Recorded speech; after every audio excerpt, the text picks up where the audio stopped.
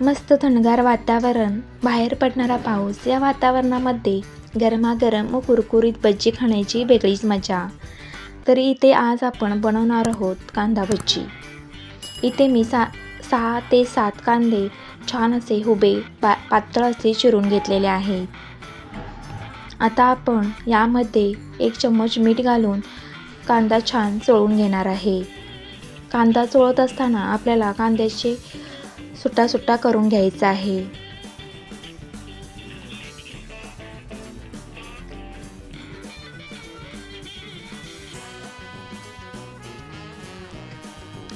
इथे छान कांदा सुट्टा देखील केलेला आहे आणि छान मीठ चोळून देखील घेतलेला आहे।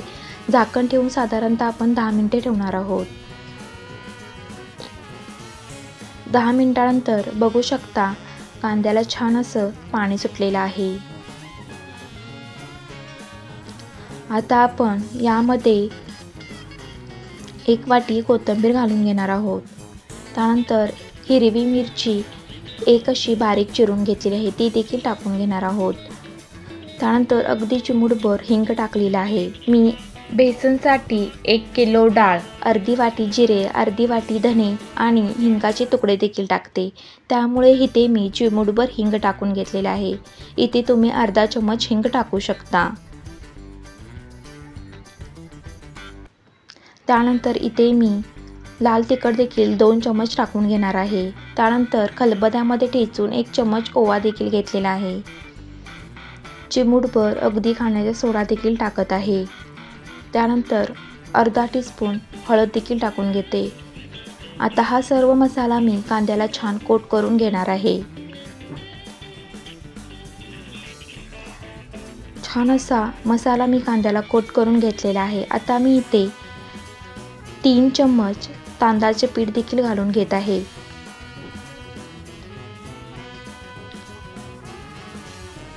इथे मी 1 वाटी बेसन देखील घेतलेले आहे। आता मला जेवढे लागेल तेवढेच मी वापरणार आहे।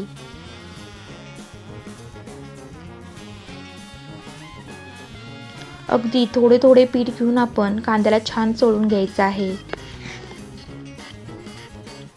आपण कांदा भजीच म्हणजेच खेकडा भजी बनवतोय, त्यासाठी आपण थोडे पीठ वापरायचे आहे। इथे मी 1 वाटी पीठ घेतलं होतं, इथे मी 3 चम्मच पीठ देखील उरलेले आहे। इथे मी साधारणतः ह्या मिश्रणामध्ये 6 ते 7 चम्मच बेसन पीठ वापरलेलं आहे। अगदी सर्व मसाला आणि बेसन छान कांद्याला कोट करून घेतले आहे। कांदा अगदी सुट्टा झालेला आहे।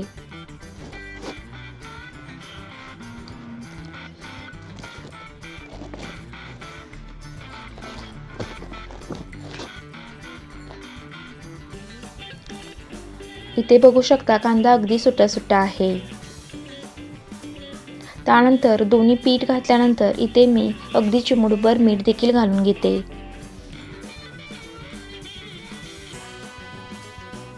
याच पद्धतीने आपण हे मिश्रण तयार करायचे आहे। इथे तुम्ही बघितला असाल की पाण्याचा एकही थेंब वापर केलेला नाही आहे। जेवढे आपले कांद्याच्या मिश्रणाला पाणी सुटले होते त्याच पाण्याचा मी वापर केलेला आहे। आता मी एकीकडे छान असं कढईमध्ये तेल गरम करत ठेवलेले आहे। आता मी या पिठामध्ये 1 चम्मच मोहन घालून घेते।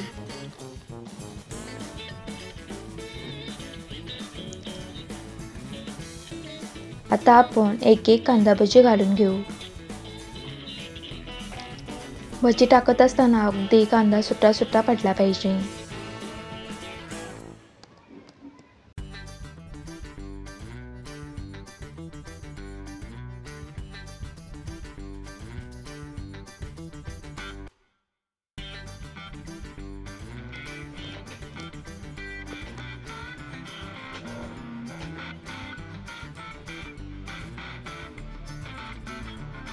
आपल्याला कांदा भजी ब्राऊन कलरवर काढून घ्यायची आहेत।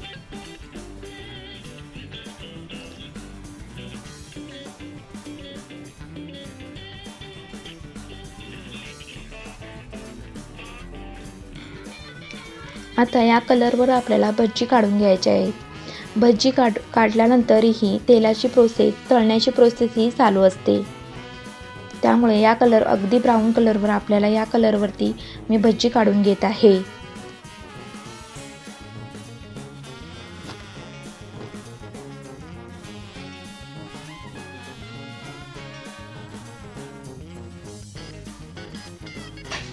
आता मी एका डिशमध्ये काढून घेते।